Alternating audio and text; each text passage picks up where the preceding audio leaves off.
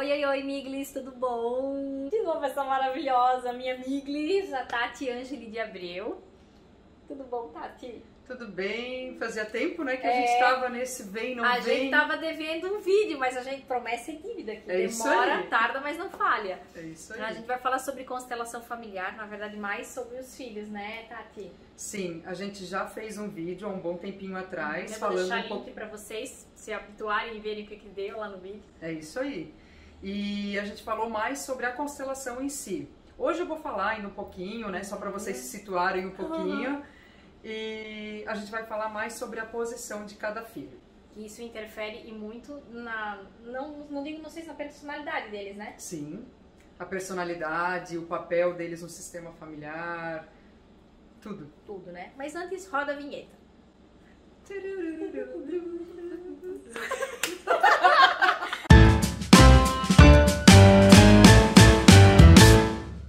Então tá, amigos. Tati, resumidamente assim, só para eles entenderem uma introdução, o que é a constelação familiar ou constelação sistêmica familiar?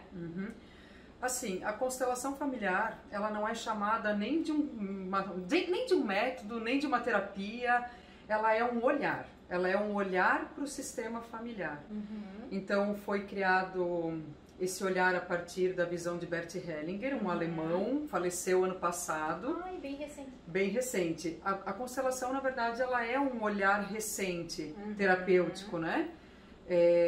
E a gente, então, o que ele acredita, né? Acredita que nós somos 50% nosso pai e 50% nossa mãe, a gente querendo ou não, independente desses indivíduos serem bons ou ruins. Sim. Nós somos 50% de cada um. Quando a gente nasce, a gente traz com a gente características físicas desse sistema familiar, propensão a doenças, tudo que a nossa família traz. Mas a gente traz com a gente também questões emocionais.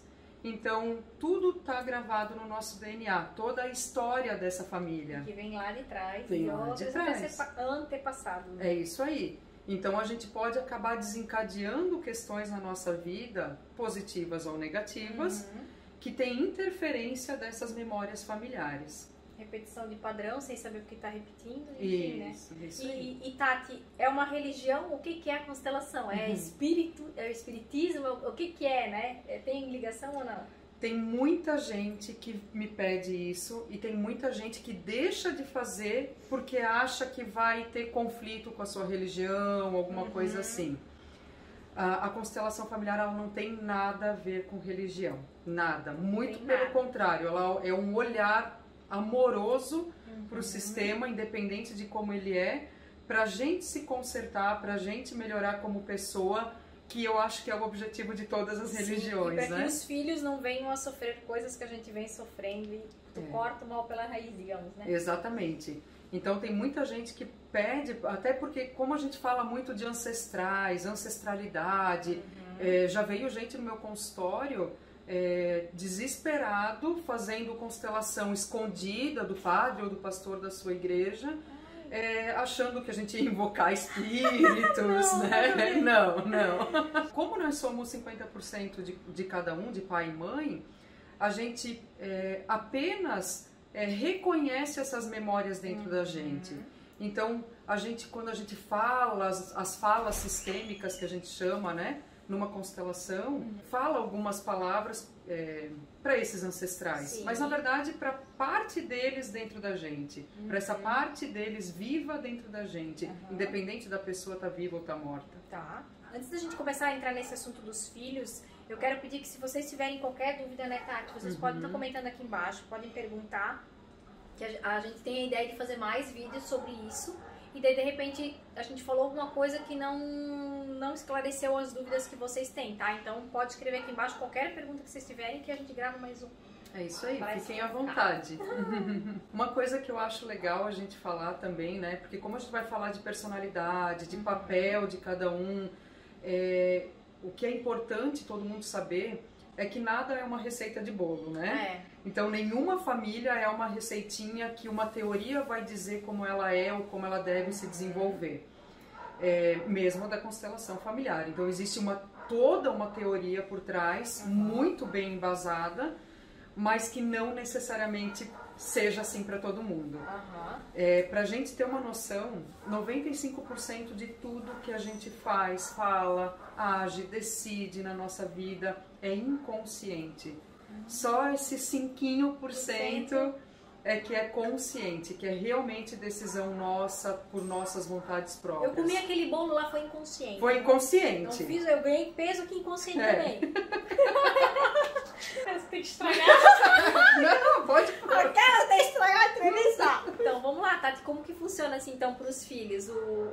Quer começar a falar do primeiro filho? Como que a gente faz para contabilizar e incluir esses filhos na constelação? Então, quando a gente fala de filhos, a gente sempre tem que pensar na hierarquia. Então, uma das leis da constelação familiar, uma das bases da constelação familiar é a lei da hierarquia. Então, Bert Hellinger, ele diz que quem veio antes tem precedência, em todos os sentidos. Então, quando a gente fala de filhos, a gente tem que olhar para o sentido da vida. A vida, ela começa no pai. Biologicamente, a vida começa no pai. Então, sempre quando a gente conta a linhagem de filhos, a gente conta a partir do pai, tá? Então, por exemplo, hoje em dia, ainda mais, tem muitos casais separados, né? Então, se cada um tem seus filhos em primeiros relacionamentos, depois junta tudo, né? A gente é uma contagem diferente, é uma contagem diferente. A gente sempre conta a partir do pai. Se o pai teve um primeiro filho lá naquela primeira relação e teve depois outro filho numa outra relação, aquele outro filho dessa relação atual é um segundo filho e não um primeiro, mesmo que seja o primeiro dessa mãe, tá? A gente conta a partir do pai. Interessante também os abortos, tá? Tem que incluir. Os abortos precisam ser incluídos. Quando a gente fala de contagem de filhos, a gente fala dos abortos também. Eu tive uma gestação de 10 dias e depois eu engravidei e eu tive esse próximo filho, ele é um segundo filho e não um primeiro. Senão dá toda a desordem. Exato. Né? Como tratar o segundo filho como o primeiro. Se dá todo problema. Eles pertencem, eles existiram, eles tiveram uma parcelinha ali de vida. E existe o caso da mulher às vezes nem saber que estava grávida nesse caso. Sim, eu sou muito da opinião do sentir, né? Então a gente vai falar sobre a personalidade de cada um. E realmente é uma coisa que muita gente se preocupa. Mas eu não sei que lugar que eu sou, ou filhos adotivos, que lugar que eu sou. Só sente. Se você não tem como saber, sente. Se você se sente à vontade, no papel que tu ocupa na tua família, se tu se sente à vontade na tua personalidade, nas tuas brigas, nas tuas lutas, se isso faz tu se sentir você mesma e tu se encaixa no mundo dentro disso, fica tranquila. Então tá tudo certo. Então vamos lá, o casal teve o seu primeiro filho, o homem, né? Teve o seu primeiro filho número 1. Fale-me dele. Sim. Então o primeiro filho, ele é conhecido como filho alfa, nessa linguagem, nessa visão, né? O filho alfa, o mais velho, a missão dele, entre aspas, dentro do sistema familiar, é honrar o sistema.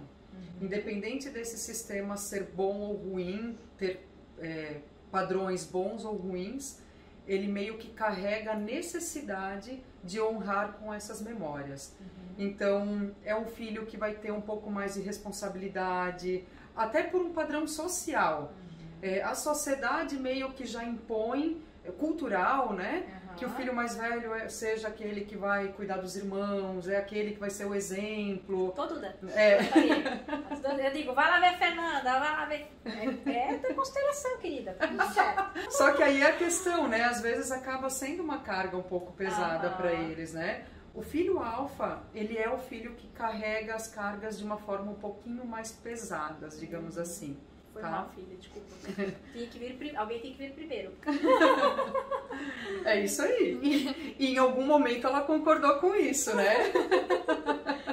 Uma coisa bem importante também da gente falar, claro, de maneira inconsciente, o filho alfa, ele vem também com a necessidade de honrar o pai, principalmente. Ele nasce mais conectado com a energia de pai. Não quer dizer que ele se dá bem, não quer dizer que ele tenha mais afinidade com o pai, não é isso. Mas é mais parecido, então, aí nesse sentido? Não necessariamente, mas é como se a vida dele fosse uma eterna busca pela aprovação do pai, tá? Realmente é um padrão muito forte, tá? É um padrão muito forte e muito cansativo às vezes, tá? Por outro lado, justo pelo filho alfa ser um filho que honra muito com os compromissos, com as responsabilidades, ele é um ótimo gestor. Então, são pessoas extremamente um pouco egocêntricas, mas num sentido de responsabilidade.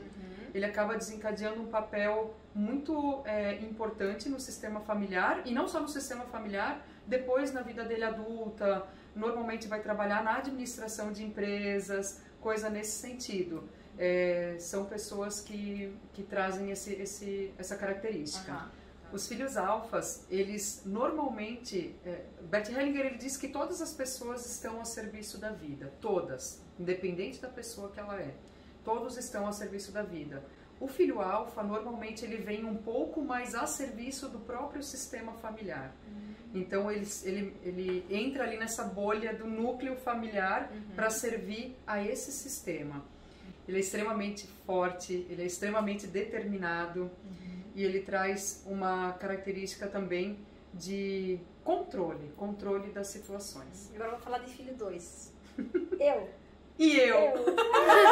Meu marido fala mal, ele fala, ai, é o filho do meio, quando faz dramático, coisa assim. Gente, não sou dramático. Eu não sou dramática. O filho do meio, ele é diferente. Ele é especial. O segundo filho, ele é conhecido como filho beta. O filho beta, ele tá muito ligado à mãe, tá? O filho alfa, ele tá mais ligado ao pai. O filho beta, ele é mais ligado à mãe. De novo, repito, mesmo que não tenha afinidade, não se dê bem, não é essa questão. É uma questão inconsciente de um padrão de papel mesmo no sistema. Então ele vem mais conectado com a mãe. Ele faz qualquer coisa pela mãe. Qualquer coisa. Ele odeia que falem mal da mãe dele. É isso aí, a gente fura os olhos. E é verdade. O segundo filho, não porque eu sou, porque eu. mas o segundo filho, ele é mais artístico, ele é mais espontâneo, ele é mais carinhoso, ele é mais ligado à criatividade e ao campo emocional. O segundo filho, ele traz uma busca pela liberdade. Tá? Então, tanto que eu sempre, antes de eu saber de tudo isso, eu sempre falava que a palavra que mais brilha meus olhos é a palavra liberdade. E depois que eu entendi um pouco disso, né? O filho mais velho, o alfa, ele administra e ele honra o sistema familiar, ele olha o sistema familiar. O filho beta, ele sente o sistema familiar e ele arrisca mais. Então, se o primeiro filho é mais administrativo, o segundo é o que vai esbanjar. Vai aproveitar. Vai aproveitar. Ele é bem mais bagunceiro. Total. O filho das gavetas bagunçadas e das notas baixas é o beta. Aí eu tinha nota boa, sabia? Não. Falava pra caramba dentro da sala de aula. A mais tagarela. Viu? Era eu. Eu sempre fui de notas baixas. E tagarela. E tagarela. Eu acho que esse era o motivo. O filho beta, ele vai muito atrás do que ele gosta, do que ele acredita. Então, antes a gente tava conversando, né? Que nem o Júnior, que sabe tudo sobre o Michael, né? Então, ele na verdade, ele é o que tira as notas mais baixas, mas ao mesmo tempo, quando ele realmente se interessa por alguma coisa, ele vai a fundo e ele sabe é muito tudo. inteligente. E assim, Exatamente. Com relaxamento, porque não é o que ele gosta de fazer. Exatamente. Agora tu bota uma parte de coisa de artes. Aí ele se extravasa, porque é a área dele, né? Tanto que na vida adulta, um filho beta, pelo menos uma vez na vida, ele vai tentar trabalhar por conta própria, porque ele odeia ser mandado. Ele odeia alguém tendo que falar, falando o que ele tem que fazer. Né? Então, Por isso que hoje eu trabalho por conta. Exatamente. Faço meu horário, faço as minhas coisas. Em algum momento da vida, o filho beta vai tentar abrir uma empresa, pode ter certeza. E pode dar certo. Eu tenho essa experiência também comigo, né? Então, é ter as pessoas certas ao nosso redor. E aí a coisa flui. Por isso que cada um tem um papel e uma personalidade, Sim. né? O filho beta, ele arrisca mais. Conta, Tati. O que o filho 2 é considerado? O filho beta, não sempre, mas muitas vezes, justo por ele sentir o sistema e fazer tudo de uma maneira um pouquinho mais sentida e mais artística, às vezes ele é até visto como ovelha negra. Sério? Né? Principalmente eu vejo aqui na nossa região, onde a gente tem muito forte essa questão da honra à família, do ter que fazer um concurso público e ter uma vida estável. Aí quando ele se desembaixa, que não, vou atrás do meu sonho e tal, despirocado da cabeça. A gente acha que é a ovelha negra, mas não somos. Não somos gente boa. Isso. Filho número 3. Então, o filho gama. O filho gama, a gente vê eles como os filhos mais inteligentes. Eles nascem prontos. Se a Fernanda nasceu antes, porque já estava pronta, ela pensou, por que eu vou esperar 9 meses na barriga? Sim, eles nascem prontos. Eles são muito detalhistas, muito perfeccionistas. Eles não servem para o trabalho pesado, não servem. Na vida adulta deles, eles podem ser um pouquinho arrogantes, ou mesmo já na infância. Eles podem trazer um comportamento um pouquinho mais arrogante, porque eles veem as coisas do ponto de vista deles. Deu, pronto, é isso.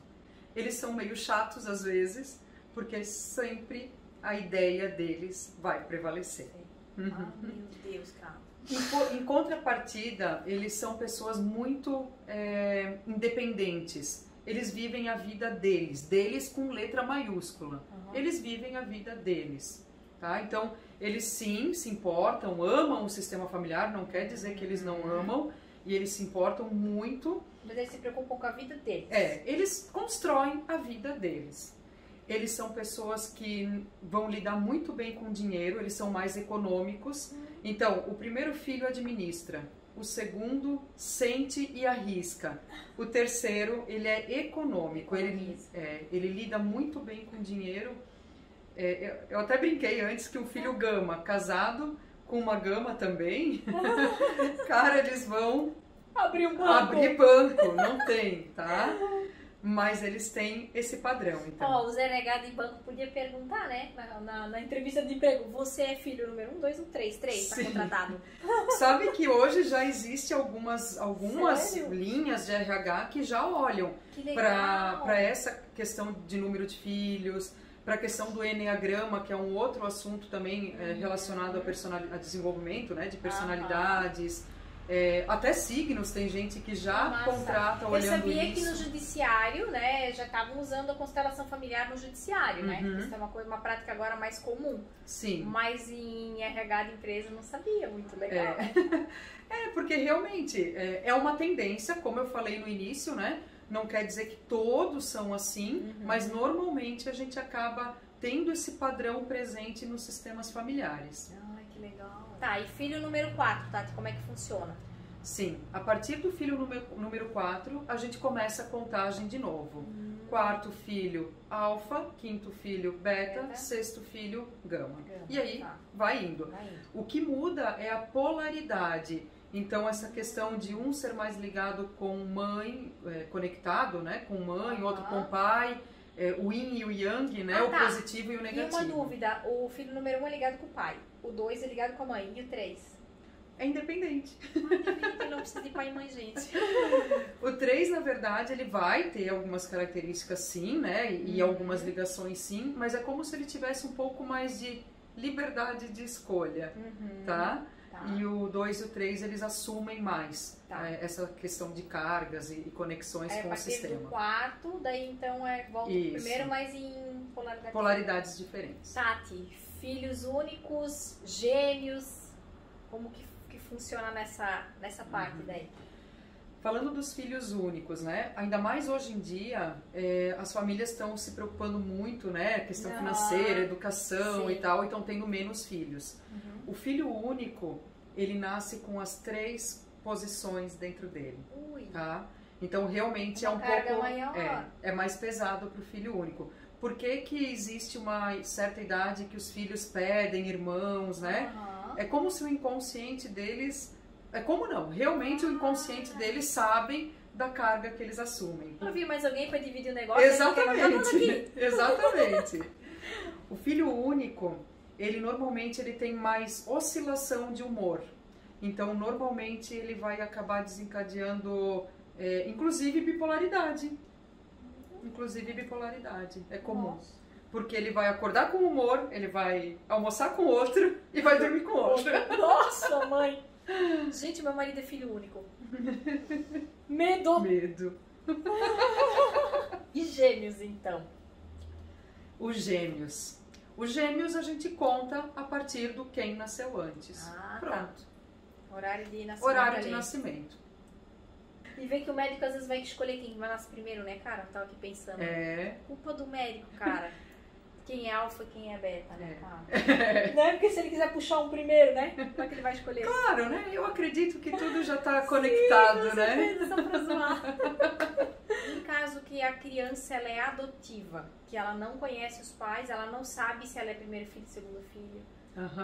Como é que funciona, né? Sempre que a gente fala de sistema familiar, a gente fala de família biológica. Sempre, tá? Bert Hellinger, ele fala que todo mundo, qualquer pessoa ou qualquer situação que nos impacta positiva ou negativamente, tem o direito de pertencer ao nosso sistema, à nossa história. Então, a gente vai trabalhar esse olhar para aceitação dessa história e para aceitação interna, né? Uma postura interna de aceitação desse pai e dessa mãe, né? Biológicos.